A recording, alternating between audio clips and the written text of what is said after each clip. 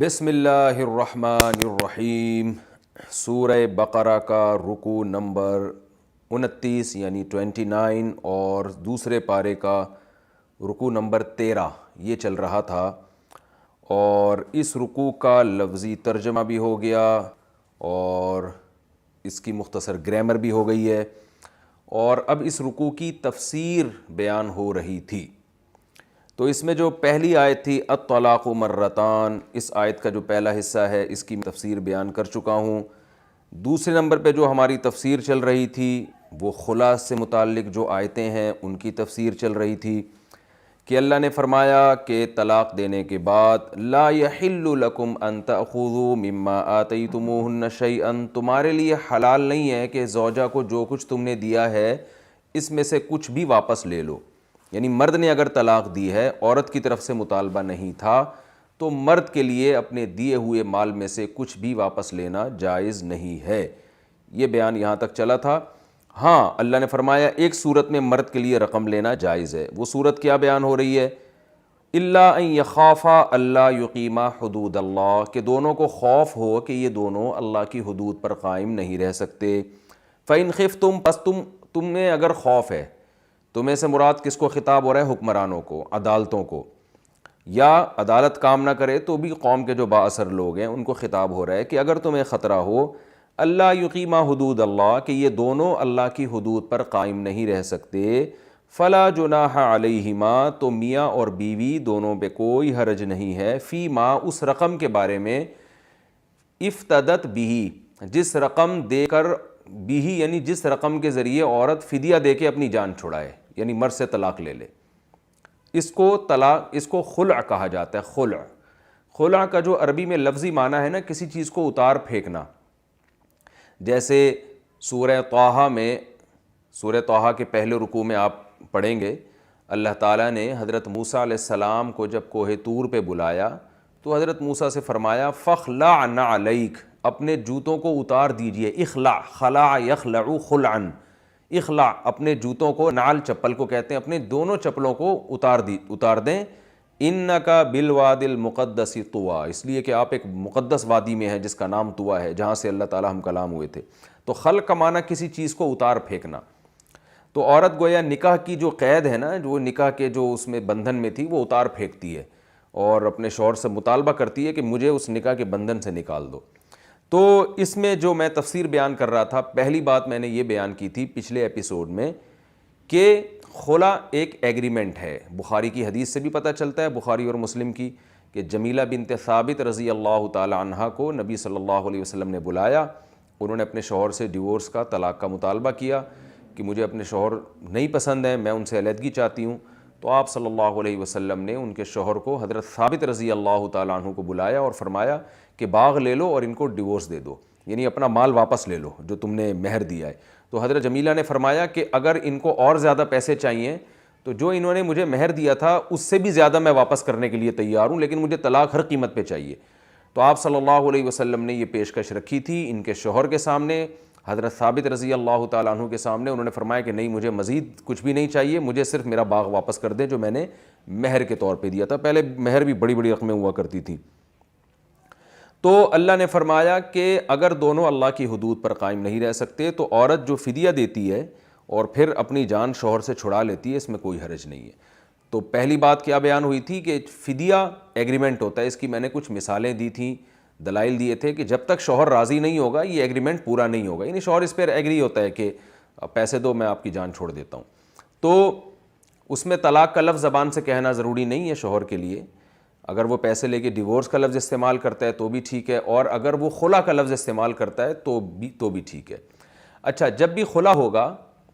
تو یہ جو خلع ہے نا، یہ ایک طلاق ہوتا ہے، لیکن یہ طلاق بائن ہوتی ہے۔ بائن اصل میں اس طلاق کو کہتے ہیں جس سے نکاح فوراً ٹوٹ جائے، جس میں مرد کو رجوع کا حق حاصل نہ ہو۔ کیونکہ آپ نے دیکھا کہ پہلے جو طلاق کا تذکرہ قرآن میں اس رکوع میں ہوا ہے، الطلاق مرتان، کہ طلاق 2 مرتبہ ہے، اس کے بعد مرد کو اختیار ہے چاہے تو روک لے، یعنی رجوع کر کے روک سکتا ہے، چاہے تو رجوع نہ کرے اور چھوڑ دے بیوی کو، یعنی عدت کے بعد وہ جہاں چاہے نکاح کرے۔ تو اس میں مرد کو یہ حق حاصل ہے، 1 طلاق کے بعد بھی، 2 طلاق کے بعد بھی۔ لیکن اگر یہ ایک طلاق رجعی نہیں ہے، اس کو رجعی کہتے ہیں، جو صریح الفاظ سے جب طلاق دی، یعنی جیسے انگلش میں ڈیورس صریح لفظ ہے، تو اس سے جب بھی طلاق دی جائے گی تو طلاق رجعی ہوتی ہے عام طور پہ، تو اس میں حکم یہ ہے کہ مرد رجوع کر سکتا ہے۔ لیکن اگر یہ طلاق خلا کے ذریعے ہوئی ہے، یعنی مال کے ذریعے ہوئی ہے، تو پھر یہ ایک طلاق ہوگی مگر مرد کو رجوع کا حق نہیں ہوگا، اس لیے کہ اس کنڈیشن میں بھی مرد کو اگر رجوع کا حق دیا جائے تو پھر فائدہ نہیں ہے نا، مرد کے پاس پیسے بھی آ گئے اور عورت کی جان بھی نہیں چھوٹے گی پھر تو اس لیے شریعت نے جو پیسوں کے عوض میں طلاق ہوتی ہے، جس کو خلا کہا جاتا ہے، اس کو ایک طلاق تو مانا ہے، مگر یہ ایک طلاق طلاق بائن کہلاتی ہے۔ بائن وہ طلاق ہے جو رجعی نہ ہو، یعنی جس میں رجوع کا حق حاصل نہ ہو۔ طلاق کی نا ٹوٹل 3 قسمیں ہوتی ہیں، ایک طلاق رجعی، ایک طلاق بائن اور ایک طلاق مغلظہ۔ مغلظہ کا مطلب غلیظ، سخت طلاق۔ تو طلاق رجعی وہ ہوتی ہے کہ صریح لفظوں میں آپ نے 1 یا 2 طلاقیں دیں، اس میں مرد کو رجوع کا حق حاصل ہے، اس کو طلاق رجعی کہتے ہیں۔ بائن یہ ہوتی ہے کہ آپ نے 1 یا 2 طلاقیں دیں لیکن ان الفاظ سے دی ہیں کہ اس میں آپ کو رجوع کا حق حاصل نہیں ہے۔ خوب اچھی طرح یہ مسئلہ سمجھ لیں، ان الفاظ سے دیے کہ رجوع کا آپ کو حق حاصل نہیں ہے۔ وہ الفاظ کیا ہیں؟ کنایا کے الفاظ۔ جیسے کوئی بیوی سے کہتا ہے تم مجھ پر حرام ہو، تو یہ کنایا کے الفاظ ہیں، اگرچہ آج کل یہ صریح بن چکے ہیں، یعنی آج کل عرف میں جب بیوی کو کوئی یہ کہتا ہے نا کہ تم مجھ پر حرام ہو، تو اس سے طلاق کی مراد ہوتی ہے، اس میں نیت کی اب ضرورت نہیں ہے۔ لیکن حرام کے لفظ میں چونکہ شدت ہے، حرام بہت گاڑا لفظ ہے، تو اس لیے اس سے بھی ایک طلاق ہوتی ہے مگر بائن ہوتی ہے۔ تو اسی طرح کوئی بیوی سے کہہ دیتا ہے کہ میری طرف سے تم فارغ ہو، اور فارغ میں اس کی نیت یہ ہوتی ہے کہ میں نکاح ختم کر رہا ہوں، تو طلاق تو ایک ہی ہوگی مگر وہ بائن ہوگی، کیونکہ فارغ کا مطلب بالکل ہر چیز سے فارغ، مجھے رجوع کا بھی گویا حق حاصل نہیں ہے تو یہ الفاظ آپ نے ایسے استعمال کیے ہیں جس سے مکمل فارغ ہو جائے گی وہ، یعنی ایک طلاق ہوگی مگر وہ بائن طلاق ہوگی، اس سے نکاح ختم ہو جائے گا۔ اور طلاق کی تیسری قسم ہے طلاق مغلظہ۔ مغلظہ کا مطلب شدید سخت طلاق، وہ 3 طلاقوں کو کہتے ہیں کہ کیا مطلب؟ ایک طلاق اگر بائن تھی یا 2 طلاقیں تھیں تو اس میں نکاح تو ختم ہو جاتا ہے، لیکن میاں بیوی جب چاہیں دوبارہ نکاح کر سکتے ہیں۔ لیکن اگر 3 طلاقیں واقع ہو جاتی ہیں تو اس کو طلاق مغلظہ کہتے ہیں۔ مغلظہ کا مطلب نکاح بھی ٹوٹ گیا اور اب دوبارہ نکاح بھی نہیں ہو سکتا، جب تک کہ عدت گزارنے کے بعد یہ عورت کسی اور مرد سے نکاح نہیں کر لیتی، وہ مرد ہم بستری بھی کرے، پھر اگر وہ مرد اس عورت کو چھوڑ دیتا ہے تو پھر اس کی بھی عدت گزارے، پھر اس کے بعد جہاں چاہے نکاح کرے، پہلے والے سے بھی کر سکتی ہے اور کسی دوسرے سے بھی کر سکتی ہے۔ تو یہ 3 طلاقوں کو مغلظہ کہا جاتا ہے، یہ خوب سمجھ لیں۔ تو اسی طرح یہ جو خلا کے ذریعے طلاق ہوتی ہے یہ ایک ہے، مگر یہ بھی بائن ہوتی ہے، کیونکہ اگر اس کو بائن نہیں مانا جائے گا تو پھر عورت کو مقصد حاصل نہیں ہوگا۔ خلا کا مطلب بھی اتار پھینکنا، نکاح کی قید سے آزاد ہو جانا، تو وہ نکاح کی قید سے آزاد نہیں ہوتی۔ تو یہ خوب سمجھ لیں اچھی طرح سے۔ تو اس میں نے 2 مسئلے بیان کر دیے تفسیر میں، ایک ایگریمنٹ ضروری ہے دونوں طرف سے، اور دوسرا یہ ایک طلاق ہوگی مگر بائن طلاق ہوگی۔ آئندہ اگر ان دونوں میں نکاح ہوتا ہے نا تو مرد کو 2 طلاقوں کا اختیار رہے گا، یاد رکھیں، پھر 3 کا نہیں ہوتا، پھر 2 طلاقوں کا اختیار ہوتا ہے۔ اچھا، تیسری بات یہاں پر یہ بھی اہم پوائنٹ ہے کہ جب ہم نے یہ کہہ دیا کہ خلا جو ہے وہ تو شوہر کے رضا کے بغیر ممکن نہیں ہے، تو سوال پھر یہ پیدا ہوتا ہے کہ پھر اگر مرد ظلم بھی کر رہا ہے اور عورت کو سے وہ خلا کے ایگریمنٹ پہ راضی بھی نہیں ہوتا تو پھر مظلوم عورتیں کیا کریں گی؟ تو یہ خوب یاد رکھیں، اس کے لیے شریعت میں ایک ٹرم استعمال ہوتی ہے، فسخ نکاح۔ خلا نہیں بلکہ فسخ نکاح، نکاح کو فسخ کر دینا۔ تو یہ جج کو اختیار ہے، قاضی کو، مسلمان جج ہونا چاہیے، مسلمان جج کو یہ اختیار ہے، اور اگر جج یہ کام نہیں کرتا تو پھر علماء کی کمیٹی کو بھی یہ اختیار ہوتا ہے کہ چند مظالم ایسے ہیں، چند کنڈیشن ایسی ہیں کہ جس میں شوہر کی طرف سے ایسا ظلم ہو رہا ہوتا ہے کہ وہ ناقابل برداشت ہوتا ہے عورت کے لیے، اور شوہر خلا پہ بھی کسی قیمت پہ آمادہ نہیں ہو رہا ہوتا، ظالم ہوتا ہے وہ۔ تو چند کنڈیشن ایسی ہیں، ظلم کی کچھ نوعیتیں ایسی ہیں کہ ان میں پھر عدالت کو یہ حق حاصل ہے کہ وہ تفتیش کرنے کے بعد عورت سے اس ظلم پہ گواہ طلب کرنے کے بعد، گواہوں سے عورت ثابت کرے گی کہ یہ ظلم ہو رہا ہے، تو پھر عدالت شوہر کو بلائے گی کہ تم اس کو طلاق دو، یعنی خلا پہ آمادہ ہو جاؤ۔ پھر بھی وہ کم بخت خلا پہ آمادہ نہیں ہوتا تو پھر عدالت کو یہ رائٹ حاصل ہے کہ وہ خود سے نکاح کو ختم کر دے۔ لیکن وہ چند کنڈیشن ہیں، وہ محدود صورتیں ہیں، عام حالت میں ایسا نہیں ہے۔ عام حالت میں یہی ہے کہ عورت اگر شوہر سے جان چھڑانا چاہتی ہے، اس کا یہ خیال ہے کہ مرد ظالم ہے، تو خلا ہی پہ اس کو آمادہ کرنا پڑے گا۔ وہ چند کنڈیشن کیا ہے میں مختصر بتا دیتا ہوں۔ ایک کنڈیشن تو یہ ہے کہ شوہر نان نفقہ بالکل بھی نہ دے رہا ہو، جو ضروری نان نفقہ عورت کا بنتا ہے وہ بھی نہ دے رہا ہو، اور اس پہ آمادہ بھی نہ ہو، اور اس کے پاس گنجائش بھی ہو نان نفقہ دینے کی۔ بعض دفعہ قدرت کی طرف سے غربت آ جاتی ہے تو وہ تو ایک الگ بات ہے، یعنی جان بوجھ کر ہٹ دھرمی کر رہا ہے، نہ کماتا ہے، نہ کمانے کی کوشش کرتا ہے، یا اگر کما بھی رہا ہے تو بھی عورت کو جو بنیادی حقوق ہیں وہ بھی نہیں دے رہا، اور پھر خلا پہ بھی آمادہ نہیں ہوتا، تو ایسی صورت میں بھی عدالت نکاح کو ختم کر سکتی ہے۔ دوسری صورت یہ ہے کہ شوہر گم ہو جائے، جیسے جنگوں کے زمانے میں، بلوا کے زمانے میں مرد لاپتہ ہو جاتے ہیں، تو ایسی کنڈیشن میں بھی عدالت تفتیش کروائے گی۔ عورت اگر کیس کرتی ہے عدالت میں کہ میں میاں کے بغیر زندگی نہیں گزار سکتی، میرا میاں لاپتہ ہے اور کچھ بھی پتہ نہیں چل رہا، تو عدالت تفتیش کرے گی کہ بھئی یہ اس کا میاں کہاں گیا ہے، اگر کہیں سراغ مل جاتا ہے تو رابطہ کرے گی، نہیں ملتا تو پھر کچھ ایک خاص مخصوص طریقہ اختیار کر کے، وہ میں طریقہ بیان کروں گا تو بات بہت لمبی ہو جائے گی، وقت پڑنے پر، وہ ضرورت پڑنے پر علماء سے رابطہ کیا جا سکتا ہے۔ تو عدالت پھر پوری تفتیش کے بعد اس کو کچھ شرائط پوری کرنے کے بعد یہ حق حاصل ہے کہ وہ اس عورت کا نکاح ختم کر دے۔ جب نکاح ختم ہوگا تو عورت عدت گزار کے کسی مرد سے شادی کرے گی۔ اتفاق سے پہلا والا دوبارہ آ گیا تو پھر عورت دوبارہ پہلے والے کے پاس ہی جائے گی، وہ دوسرا نکاح اس کا کالعدم ہو جائے گا، وہ پہلے والے کے پاس ہی جائے گی۔ البتہ دوسرے شوہر سے جو اس کی اولاد پیدا ہوئی بالکل ثابت النسب ہوگی، حلال اولاد ہوگی، اور اس عمل کو زنا نہیں کہا جائے گا۔ ان کے جو میاں بیوی کا جو ریلیشن ہوا وہ بالکل وہ بھی جائز نکاح تھا، لیکن پہلا شوہر اتفاق سے مل گیا تو پھر عورت دوبارہ پہلے شوہر کے پاس چلی جائے گی، کیونکہ یہ ثابت ہو جائے گا کہ پہلا نکاح ختم ہوا ہی نہیں تھا۔ لیکن ہم ظاہر کے مکلف ہیں تو دوسرے شوہر سے ہونے والی اولاد کو بھی دوسرے شوہر ہی کی اولاد سمجھا جائے گا، اور جائز اولاد ہوگی، ثابت النسب اولاد ہوگی۔ تو یہ ایک صورت ہو گئی۔ تیسری ایک صورت ہوتی ہے کہ شوہر بے تحاشا مارتا پیٹتا ہو۔ دیکھیں بعض کنڈیشن میں اللہ نے شوہر کو بیوی پہ ہاتھ اٹھانے کی اجازت دی ہے۔ سورہ نساء میں ہے کہ واللاتی تخافون نشوزہن، جو عورتیں کسی بھی طرح سے باز نہ آئیں اور تمہاری نافرمانی کر رہی ہوں، جائز باتوں میں تمہارے جائز حقوق بھی ادا نہ کر رہی ہوں، تو فعظوہن، سب سے پہلے ان کو نصیحت کرو، واہجروہن فی المضاجع، دوسرا اسٹیپ کیا ہے کہ بستر الگ کر دو، پھر بھی باز نہ آئیں، واضربوہن، تو پھر تم ان کو مار بھی سکتے ہو۔ تو یہ بعض کنڈیشن میں اللہ نے مرد کو عورت پہ ہاتھ اٹھانے کی اجازت دی ہے، لیکن اس کو پسند نہیں کیا گیا۔ ہمارے نبی صلی اللہ علیہ وسلم نے ساری زندگی اپنی کسی زوجہ پہ ہاتھ نہیں اٹھایا، لیکن بعض ایسا بھی ہو سکتا ہے کہ بعض ایسی شرارتی خواتین ہوں کہ جو وہ مرد کے کنٹرول میں ہی نہیں آ رہی ہیں، تو ایسی کنڈیشن میں جو ہے وہ اللہ نے اجازت دی ہے تاکہ گھر ٹوٹنے سے بچے اور سختی کر کے اس کو کنٹرول میں لایا جائے۔ جو بھی ماتحت ہوتا ہے تو سربراہ کو بہرحال یہ اجازت ہوتی ہے کہ اس پہ سختی بھی کی جا سکتی ہے، ورنہ وہ سربراہ پھر سربراہ نہیں ہے۔ جیسے حکومت عوام کے لیے سربراہ ہے، تو اب حکومت اگر کوئی لاء بناتی ہے اور عوام اس پہ نہ چلے تو گورنمنٹ کو جیسے یہ رائٹ حاصل ہے کہ وہ پنشمنٹ کے ذریعے لوگوں کو مجبور کر سکتی ہے، تو علاقے کے کونسلر کو یہ حق حاصل ہے، تو اسی طرح گھر کے سربراہ کو بھی یہ حق حاصل شریعت نے دیا ہے کہ اگر جائز باتوں میں بھی اس کی اطاعت نہیں ہو رہی ہے، اور وہ پہلے تو حکم دیا اللہ نے، اللہ کے نبی کے برداشت کرو، آرام سے سمجھاؤ، اور پھر نبی صلی اللہ علیہ وسلم نے یہ بھی فرمایا کہ اللہ تعالیٰ نے عورت کو ٹیڑھی پسلی سے پیدا کیا ہے، تو اگر تم چاہو گے کہ وہ ہر لحاظ سے پوری ایکوریسی پیدا ہو جائے اس میں، تو ایسا نہیں ہو سکتا، تمہیں برداشت کرنا پڑے گا۔ تو اس لیے حتی الامکان تو اسلام نے یہی حکم دیا ہے کہ عورت میں اگر کوئی خامی بھی ہے تو برداشت کرو، یہاں تک کہ نبی صلی اللہ علیہ وسلم نے فرمایا کہ جو شریف آدمی ہوتا ہے اس پہ عورتیں بسا اوقات غالب آ جاتی ہیں، اور جو بہت ہی سخت مزاج ہوتے ہیں، لئیم کا لفظ ہے جس کو اردو میں آپ کہہ سکتے ہیں کمینے کا لفظ استعمال ہوتا ہے، بہت ہی ایک نامناسب سا لفظ ہے جو مجھے استعمال کرتے ہوئے بھی عجیب سا محسوس ہو رہا ہے، یعنی لفظ بھی زبان سے نکالتے ہوئے ایک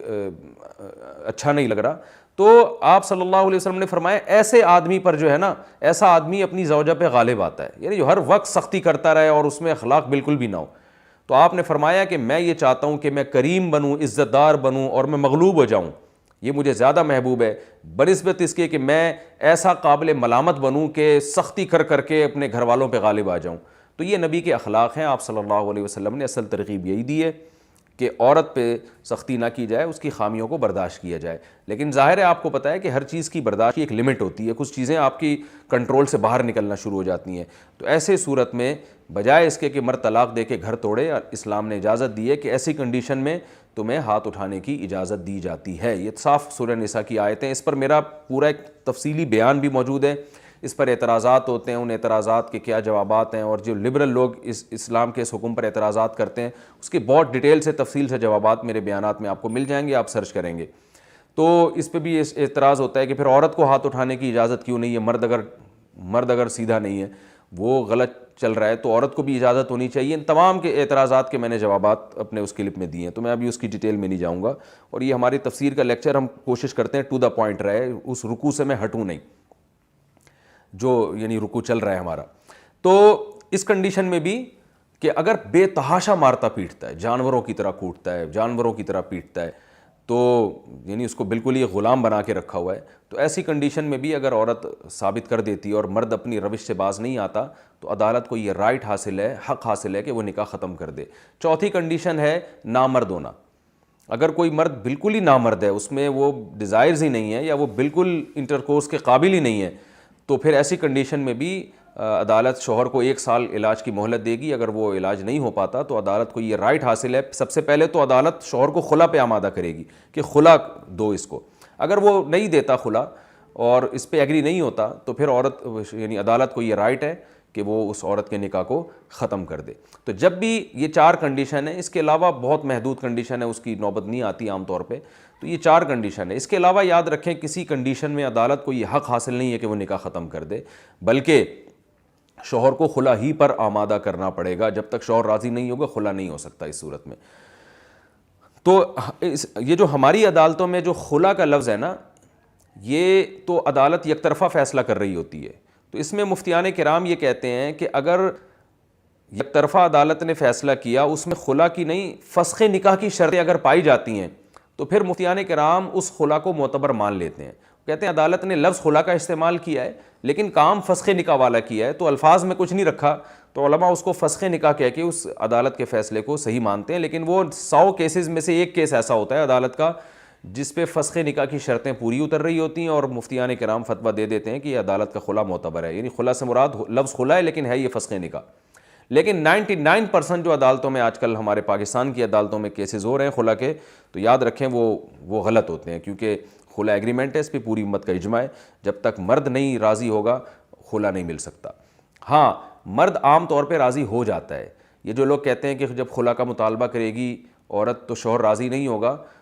ایسا ہوتا نہیں ہے، کیونکہ جب عدالت نوٹس بھیجتی ہے تو شوہر عام طور پر اس کو سیریس لیتے ہیں، اور اگر شوہر عدالت میں حاضر نہ ہو تو شریعت نے عدالت کو حکم دیا اس کو زبردستی پولیس کے ذریعے اٹھوایا جائے اور عدالت میں زبردستی حاضر کیا جائے۔ عدالتیں ان قواعد کو پورا نہیں کر رہی ہوتی، عدالت کا ایک روب ہوتا ہے، شوہر اگر زبردستی پولیس اس کو عدالت میں اٹھا کے لائے گی، اس سے سوالات پوچھے گی، تو عام طور پہ شوہر خلا پہ آمادہ ہو جاتے ہیں۔ اور یہ کام خاندان کے لوگ بھی کر سکتے ہیں، خود سے بھی میاں بیوی بند کمرے میں بھی یہ کام کر سکتے ہیں۔ اگر شوہر کو خلا پہ عورت راضی کر لے، وہ کہے ٹھیک ہے، تو وہ خلا کالعدم نہیں ہوگا بلکہ وہ معتبر ہوگا۔ عدالت کا اس لیے ذکر کیا جاتا ہے کہ اس سے کام ایک تو قانونی طریقے سے ہوتا ہے اور وہ مرد اس کو سنجیدہ لیتا ہے، اور پھر اس کے جو ہے نا اس کو آپ کہیں چیلنج نہیں کر سکتے، اس میں انکار نہیں کر سکتے، مکر نہیں سکتے اس سے۔ تو اس لیے ایسی کنڈیشن میں قرآن نے جو خطاب کیا نا فَإِن خِفْتُمْ، کہ تمہیں اگر خوف ہو کہ یہ حدود پہ قائم نہیں رہ سکتے تو خلا پہ آمادہ کرو، تو اس عام طور پر اس سے مراد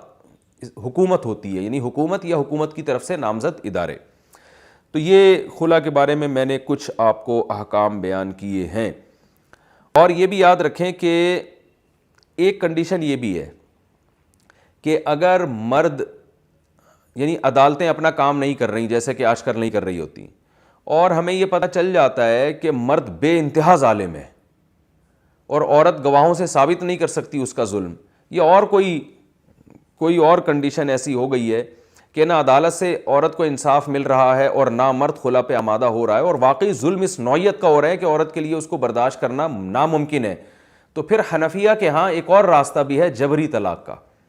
کہ ایسے ظالم آدمی سے جان چھڑانے کے لیے جبراً زبردستی اس سے زبان سے طلاق کے الفاظ نکلوائے جائیں، تو پھر حنفیہ کے ہاں جبراً طلاق بھی واقع ہو جاتی ہے۔ اس کے دلائل کیا ہیں، یہ چونکہ ابھی ہمارا ٹاپک نہیں ہے اور اس میں جاؤں گا تو بات بہت لمبی ہو جائے گی، اس کے لیے میں الگ میرے کلپ آپ کو مل جائیں گے اور اس میں میں دوبارہ بھی ریکارڈ کروا دوں گا انشاءاللہ دلائل سے۔ تو جبری طلاق بھی حنفیہ کے ہاں واقع ہو جاتی ہے بشرطے کہ زبان سے کہی جائے، ویسے کسی سے زبردستی طلاق دلوانا حرام ہے، گناہ ہے، لیکن اگر ایسی کنڈیشن ہو نا ناقابل برداشت عورت پہ ظلم ہو رہا ہو اور عدالت وہ قواعد پورے نہ کر رہی ہو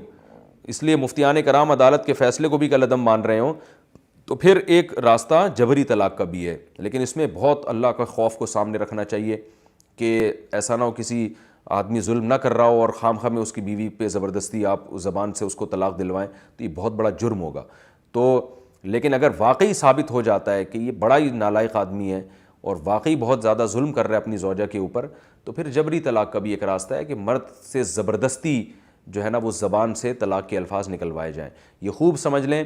کہ ریٹن میں اگر کسی نے طلاق لکھ کے دی ہے یا طلاق نامے پہ سائن کیے ہیں تو جبراً تحریری طلاق واقع نہیں ہوتی،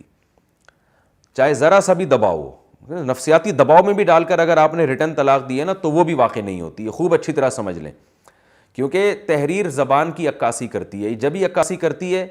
کہ جب آپ مکمل راضی ہوں۔ تو زبان میں تو شریعت نے یہ رکھا ہے کہ جدہن جد وہزلہن جد، طلاق میں مذاق بھی حقیقت، حقیقت بھی حقیقت، اس میں تو آپ کا راضی ہونا ضروری نہیں ہے دل سے، لہذا آپ جبراً زبان سے جب طلاق دیں گے تو الفاظ پہ ہی حکم کا مدار رکھا ہے، لیکن جب ریٹن میں طلاق دیں گے تو تحریر زبان کی عکاسی کرتی ہے، ترجمانی کرتی ہے، تو وہ ترجمانی اسی صورت میں کرتی ہے کہ آپ دل سے راضی ہوں۔ تو خیر یہ مفتیان کرام کے لیے دلائل ہیں، تو بس یہ خوب سمجھ لیں کہ اگر کسی نے مار پیٹ کے یا دباؤ، ذہنی دباؤ ڈال کر کسی سے طلاق نامے پہ سگنیچر کروائے ہیں یا ریٹن میں طلاق لکھوائی ہے اور اس نے زبان سے ادا نہیں کی ہے، تو پھر ایسی صورت میں طلاق واقع نہیں ہوتی۔ خوب اس کو اچھی طرح سمجھ لیں۔ اچھا، انہی مسائل میں ایک اہم مسئلہ یہ بھی ہے، یہ تو میں نے خلا کے احکام بیان کر دیے۔ اب قرآن میں اللہ نے فرمایا کہ اگر یہ دونوں اللہ کی حدود پر قائم نہیں رہ سکتے تو پھر اس رقم کے لین دین میں کوئی حرج نہیں ہے، یعنی خلا میں کوئی حرج نہیں ہے۔ تو اس میں دو اہم پوائنٹ اور بھی رہ گئے ہیں، وہ بھی میں بتاتا ہوں کہ کیا مرد کے لیے ہر صورت میں عورت سے رقم لینا جائز ہے یا بعض صورتوں میں مرد کے لیے ناجائز بھی ہے؟ تو خوب سمجھ لیں کہ اگر صورتحال مشکوک ہے، مثال کے طور پر میاں بیوی میں جھگڑے ہو رہے ہیں، انہوں نے آپ کو حکم بنایا یا وہ اپنا کیس عدالت میں لے کے گئے، جج نے یہ دیکھا کہ پتہ ہی نہیں چل رہا ان میں صحیح کون ہے غلط کون ہے، کیونکہ بعض مرتبہ مزاج آپس میں نہیں ملتے، تو مزاج نہ ملنے کی وجہ سے بھی ان میں جھگڑے ہو رہے ہوتے ہیں، لڑائیاں ہو رہی ہوتی ہیں، محبت سے نہیں رہ پا رہے ہوتے، حالانکہ قصور کسی کا بھی نہیں ہوتا، بعض دفعہ دونوں کی ترجیحات ہی الگ الگ ہوتی ہیں۔ تو ایسی صورت میں جب واضح نہ پتہ چلتا ہو کہ قصور کس کا ہے، تو ایسی صورت میں یہ دونوں کو یقین ہو گیا کہ ہم اللہ کی حدود پہ قائم نہیں رہ سکتے، تو مرد کے لیے مہر کی رقم واپس لینے میں کوئی حرج نہیں ہے، بلکہ مرد اگر یہ سمجھتا ہے کہ ظالم میری بیوی ہی ہے، میں بالکل صحیح ہوں، تو مہر سے زیادہ بھی وہ لے سکتا ہے، لیکن بہتر نہیں ہے اس کے لیے، بہتر یہی ہے کہ مہر ہی لے اور اس کو ڈیورس دے دے۔ لیکن اگر وہ سمجھتا ہے کہ میری بیوی 100% ظالم ہے، غلط کر رہی ہے اور کوئی میں اس کے پورے حقوق ادا کر رہا ہوں، ناجائز مطالبہ کر رہی ہے، تو وہ مہر کی رقم سے زیادہ کا مطالبہ بھی کر سکتا ہے، اگرچہ یہ ناپسندیدہ ہے کہ بھئی جتنی مہر ہے بس وہ لے کے، لیکن مہر لینے میں بہرحال کوئی حرج نہیں ہے۔ اور اگر یہ ثابت ہو جاتا ہے کہ 100% غلطی شوہر کی ہے اور اس نے عورت کے ساتھ یہ سلوک کیا ہے کہ وہ بیچاری خلا لینے پر مجبور ہے، تو پھر یہ خوب سمجھ لیں کہ عورت کے لیے مہر دے کے طلاق لینا تو جائز ہے، خلا لینا، لیکن مرد کے لیے وہ مہر واپس لینا حلال نہیں ہے، یعنی مرد کے لیے وہ رقم جائز نہیں ہے، کیونکہ ابھی ہم نے اس سے پچھلی آیتوں میں یہ پڑھا ہے کہ فَإِمْسَاكُمْ بِمَعْرُوفٍ أَوْ تَسْرِيحٌ بِإِحْسَانٍ، اللہ نے فرمایا اپنے نکاح میں رکھنا ہے تو عمدہ طریقے سے رکھو، اس کے حقوق ادا کرو، چھوڑنا ہے تو عمدہ طریقے سے چھوڑو، اور عمدہ طریقے سے چھوڑنے میں یہ چیز بھی داخل ہے کہ آپ ایسے نہ چھوڑیں کہ آپ اس کو جو تحفے آپ نے دیے تھے یا مہر آپ نے دیا تھا وہ واپس لے لیں، یہ عمدہ طریقے سے چھوڑنے میں داخل نہیں ہے۔ تو اب چونکہ آپ نے اس کو مجبور کیا ہے اپنی حرکتوں کی وجہ سے کہ آپ وہ طلاق مانگے، آپ سے آپ نے مجبور کیا ہے، تو اگرچہ طلاق مانگ تو وہ رہی ہے، لیکن یہ مجبور چونکہ آپ نے اپنی حرکتوں کی وجہ سے، اپنے ایٹیٹیوڈ کی وجہ سے اس کو مجبور کیا ہے، ظالم آپ ہیں، تو آپ پر تو ویسے ہی لازم تھا کہ آپ فری میں اس کو طلاق دیں، کیونکہ اللہ نے کہا ہے کہ امساکم بمعروف، اچھے طریقے سے رکھو، نہیں رکھ سکتے اچھے طریقے سے چھوڑ دو، تو آپ پر تو لازم تھا کہ رکھتے، نہیں رکھتے تو اچھے طریقے سے چھوڑ دیتے، تو آپ نے نہ اچھے طریقے سے رکھ رہے ہیں نہ اچھے طریقے سے اس کو چھوڑ رہے ہیں۔ تو اگر مرد 100% ظالم ہے، وہ حقوق ادا نہیں کر رہا اور اس کے اس ایٹیٹیوڈ نے عورت کو مجبور کیا ہے کہ مرد سے طلاق مانگے وہ، تو پھر ایسی صورت میں دیانتاً، دیانت کا مطلب اللہ اور بندے کا جو آپس میں تعلق ہے، اس تعلق کی روح سے دیکھا جائے گا کہ ہم مرد کو یہ کہیں گے کہ آپ پر تو لازم ہے کہ آپ ویسے ہی اس کو طلاق دیں، کیونکہ آپ حقوق ادا نہیں کر رہے، تاکہ آپ طلاق دیں گے تو یہ کہیں اور نکاح کر کے اپنے حقوق لے گی، تو آپ کے لیے یہ رقم لینا جائز نہیں ہے، لیکن یہ دیانتاً ہوگا۔ دیانتاً کہتے ہیں فیما بینہ و بین اللہ، اللہ اور بندے کا آپس کا معاملہ ہے، مفتی اس کو یہ فتویٰ دے گا۔ لیکن عدالت میں جب یہ کیس جائے گا تو عدالت عورت کو یہی کہے گی اپنا مہر دو، اور شوہر کو کہے گی کہ تم یہ پیسے لو اور اس کو ڈیورس دو، کیونکہ عدالت ظاہر کو دیکھتی ہے، ظاہر کو۔ تو کچھ چیزیں ایسی، اس کو کہتے ہیں قضاءً، یعنی قانون کی روح سے مرد کے لیے وہ پیسے حلال ہیں، لیکن اللہ اور بندے کا جو آپس میں ایک تعلق ہے فیما بینہ و بین اللہ، اس کو فقہاء دیانتاً سے تعبیر کرتے ہیں، دین کی روشنی میں یہ آپ کے لیے جائز نہیں ہے۔ تو کچھ چیزیں ایسی بھی ہوتی ہیں کہ ظاہری قانون کے لحاظ سے وہ جائز ہوتی ہیں، لیکن آپ کا اور جو اللہ سے تعلق ہے دیانت کا، اس کی روح سے وہ جائز نہیں ہے۔ اس کی میں ایک مثال آپ کو دیتا ہوں۔ جیسے آپ نے زوجہ کو تنہائی میں بیٹھ کے طلاق دی، اور آپ نے زور زور سے کہا تمہیں طلاق ہے طلاق ہے طلاق ہے، اور آخر میں آپ نے انشاءاللہ کہہ دیا۔ طلاق کے بعد فوراً اگر کوئی انشاءاللہ کہہ دے کہ اللہ نے اگر چاہا، تو طلاق واقع نہیں ہوتی۔ تو آپ نے جب دی ہے تو کسی نے یہ الفاظ سنے نہیں ہیں، تو آپ کو پتہ ہے کہ میں نے انشاءاللہ کہا ہے، تو دیانتاً طلاق واقع نہیں ہوگی۔ دیانتاً کا مطلب آپ کسی کو نہ بتائیں، بس نہیں ہوئی ہے۔ لیکن اگر آپ کی بیوی نے 3 طلاق کے الفاظ سن لیے اور اس نے انشاءاللہ کا لفظ نہیں سنا، 3 طلاق کے الفاظ اس نے سنے، تو اور وہ جب عدالت میں کیس کرے گی کہ میرے میاں نے مجھے 3 طلاقیں دی ہیں اور آپ نے مان لیا، تو آپ نے جب کہا عدالت میں کہ میں نے آخر میں انشاءاللہ کہا تھا، تو عدالت اس کو نہیں مانے گی۔ عدالت کہے گی ہمارے پاس کیا دلیل ہے کہ آپ نے آخر میں انشاءاللہ کہا تھا کہ نہیں کہا تھا؟ بیوی نے تو 3 طلاق کے الفاظ سنے، انشاءاللہ کا لفظ اس نے نہیں سنا ہے، تو لہذا قضاءً تینوں طلاقیں واقع ہو جائیں گی۔ قضاءً کا مطلب جو ظاہری قانون ہے نا، لاء ہے، لاء کی روشنی میں تینوں ہو جائیں گی، کیونکہ مرد کے پاس ثبوت نہیں ہے، کوئی گواہ نہیں ہے۔ تو یہ قضاء اور دیانت کا فرق ہوتا ہے کہ جب تک وہ کیس عدالت میں نہیں گیا یا آپ کی بیوی کو پتہ نہیں ہے، آپ کا اور اللہ کا معاملہ ہے، تو ٹھیک ہے، جو ہے نا آپ نے چونکہ انشاءاللہ کہا ہے تو ٹھیک ہے، دیانت کا مسئلہ ہے۔ لیکن جب قضاء میں جائے گا، عدالت میں جائے گا، تو ظاہری لاء کے روح سے وہ عدالت یہی فیصلہ کرے گی کہ طلاق ہو گئی ہے، اور عورت عدالت ہی کے فیصلے کو پھر فالو کرے گی، اور عورت کے لیے جائز ہوگا کہ وہ عدت گزار کے کسی اور مرد سے نکاح کر لے۔ تو اس کو کہتے ہیں قضاء اور دیانت۔ یہ بہت اہم اصطلاح ہے جو فقہ میں بہت کثرت سے استعمال ہوتی ہے کہ یہ کام قضاءً ٹھیک ہے، دیانتاً ٹھیک نہیں، یہ کام دیانتاً ٹھیک ہے، قضاءً ٹھیک نہیں۔ تو قضاء کا مطلب عدالتی لاء، ظاہری قانون، اور دیانت کا مطلب آپ کا اور اللہ کا تعلق۔ تو جب بھی خلا کا کیس ہوگا، تو اگر یہ نہیں پتہ چل رہا کہ میاں بیوی میں کون ظالم ہے، تو عورت کے لیے رقم دینا تو ہر صورت میں حلال ہے، مرد کے لیے وہ مہر لینا بھی جائز ہے۔ لیکن اگر 100% ثابت ہو جاتا ہے کہ ظالم شوہر ہی ہے،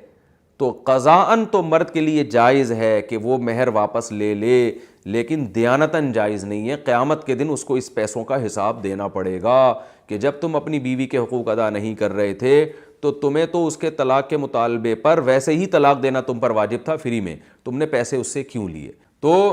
یہ عام طور پر یہ جہالت ہے کہ جب بھی خلا ہوتا ہے نا، چاہے وہ عدالت کے ذریعے ہو یا خود سے ہو، تو مرد ہر قیمت میں عورت سے مہر لے کے گھر چلے جاتے ہیں۔ تو خوب اچھی طرح سمجھ لیں، دوبارہ ریپیٹ کر دیتا ہوں کہ مرد کے لیے اگر مرد ظالم تھا اور اس نے مجبور کیا ہے اپنی حرکتوں سے عورت کو طلاق لینے پر، تو مرد کے لیے یہ پیسے قضاءً جائز ہیں، دیانتاً جائز نہیں ہے۔ دیانت کا مطلب قیامت کے دن اس کو حساب دینا پڑے گا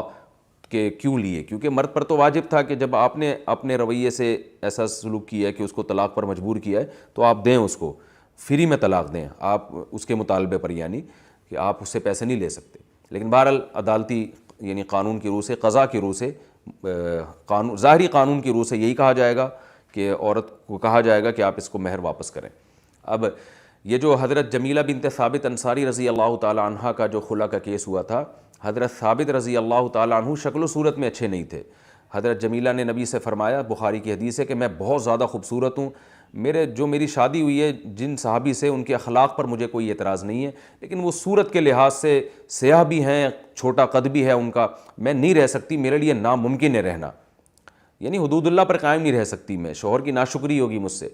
تو اب یہاں شوہر کا قصور نہیں تھا، کیونکہ صورت تو اللہ نے بنائی ہے، تو اس لیے ان کے شوہر کے لیے بالکل جائز تھا کہ وہ اپنا باغ واپس لیں اور اپنی زوجہ کو طلاق دے دیں۔ تو یہ مسئلہ ہے۔ اچھا، اب یہاں حدود اللہ کا مطلب کیا ہے